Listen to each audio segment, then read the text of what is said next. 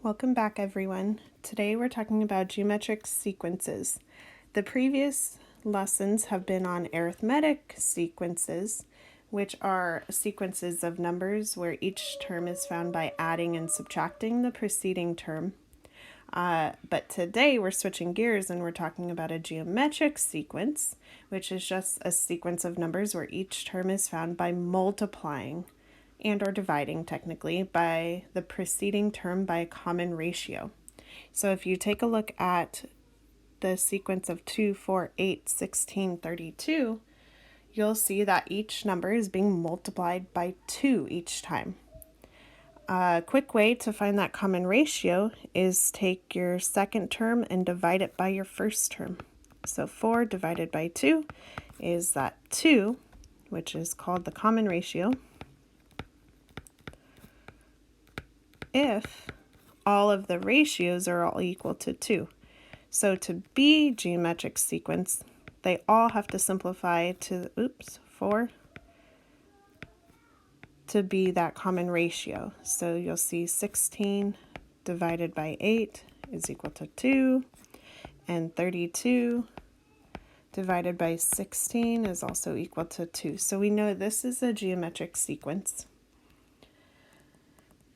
Another example of a geometric sequence is 6, 3, 1.5, 0.75, and 0.375.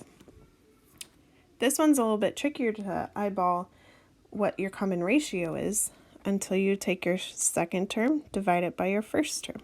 So 3 divided by 6 is just 1/2. And you'll see that each of the next terms, if you took 3 and multiplied by 1/2, you get 1.5. Or continue what we were talking about before and go 1.5 divided by 3, that is still 1/2. And the same goes as 0.75 divided by 1.5, that gives you 1/2. That one you might want to use your calculator for, no big deal. 0.375 divided by 0.75, you'll see they all simplify down to be 1/2. So therefore we know it's a geometric sequence with a common ratio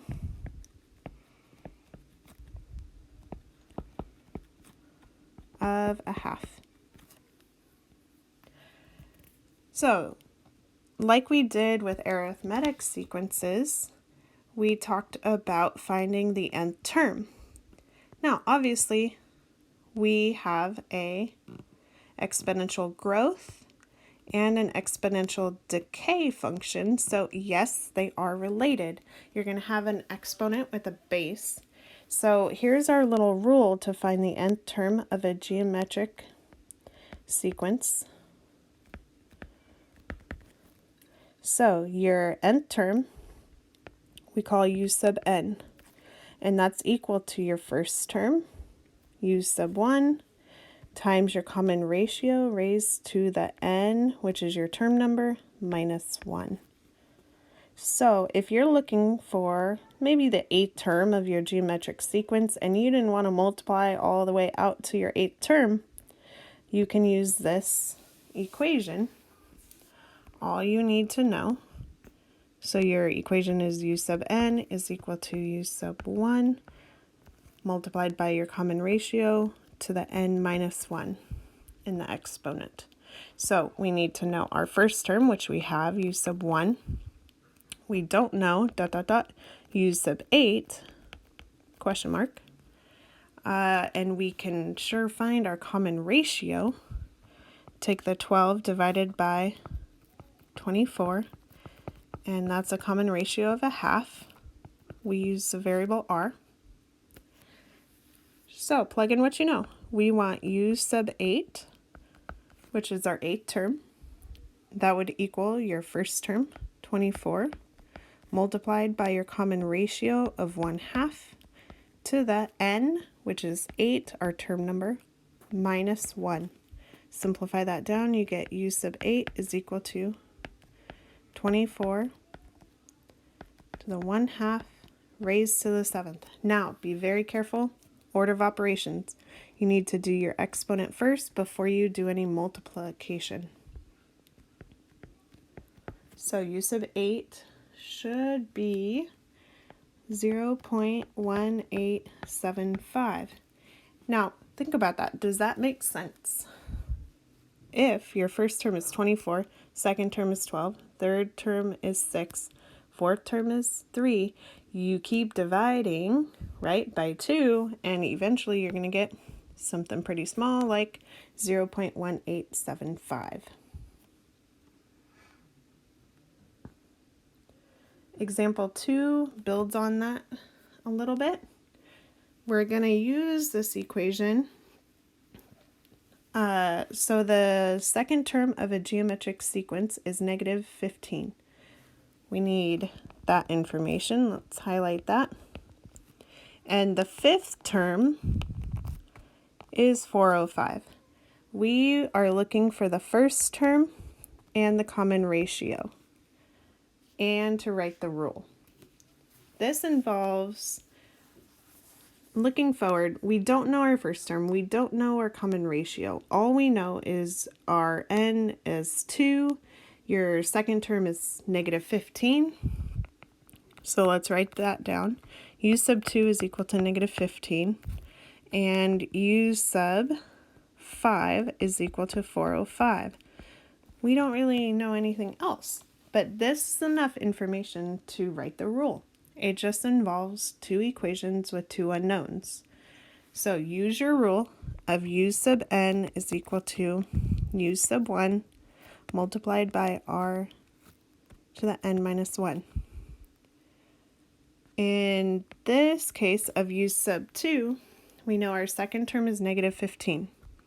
Plug in what you know. We know U sub 2 is negative 15 equal to U sub 1 multiplied by your r, which we don't know, to the term number of 2 minus 1.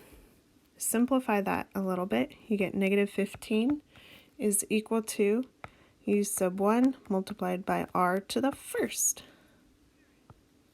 Box that for a second. Do the same thing over with your fifth term. So we know 405 is equal to our first term multiplied by your common ratio to that term number is 5 for our fifth term.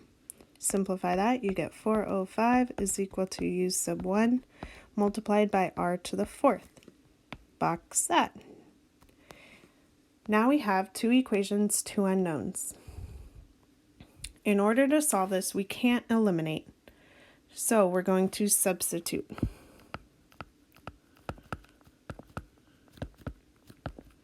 Solve your favorite equation for one of the two variables.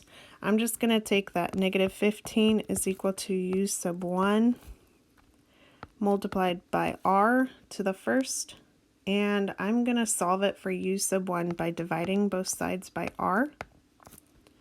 So U sub 1 is equal to negative 15 divided by r, and then we're going to take that and plug it in for U sub 1.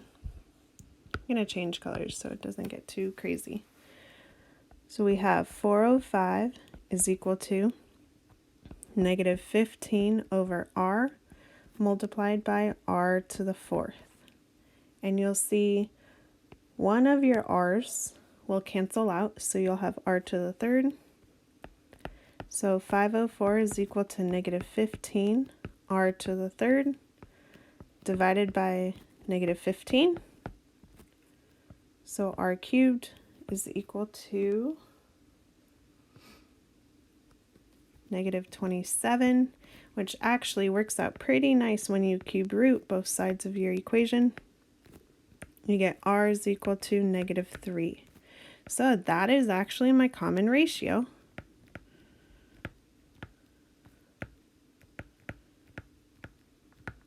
And to find my beginning term, my U sub 1, I'm just going to take my r and plug it back in over here and get my U sub 1 is equal to negative 15 divided by 3, negative 3, which U sub 1 is equal to a positive 5. So that's my first term. Now to write the rule, all you need to go back to is your u sub 1, or u sub n is equal to your first term, which we know is our 5, times our common ratio of -3 to the n minus 1. Here's your rule for the nth term.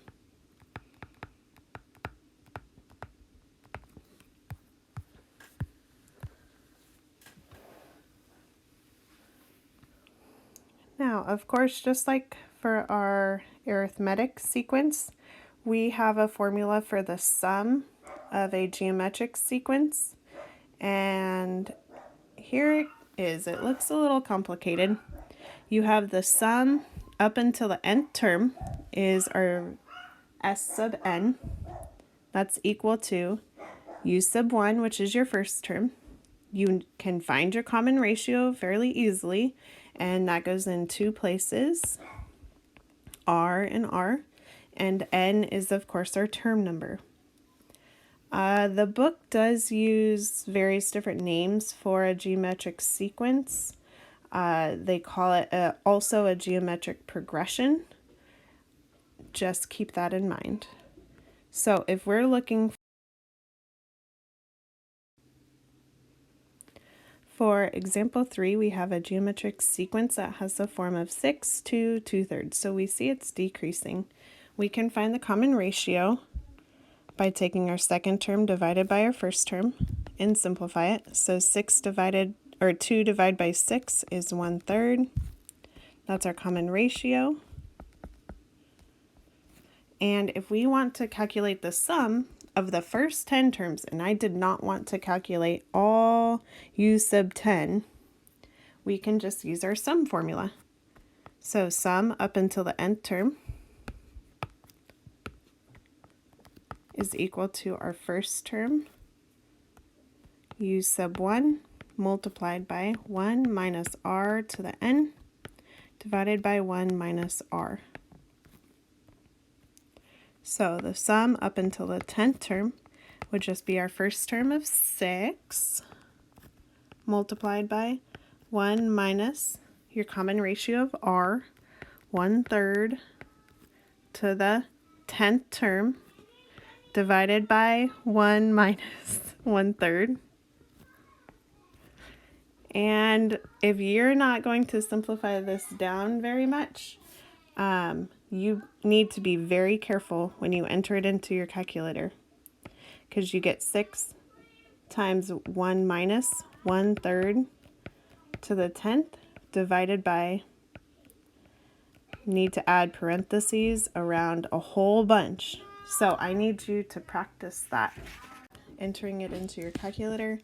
I got 8.999, which I'll round to 9.0, which I'll take a photo of my calculator just so you can see how many set of parentheses I had to use to get that. So practice, practice. All right, everyone.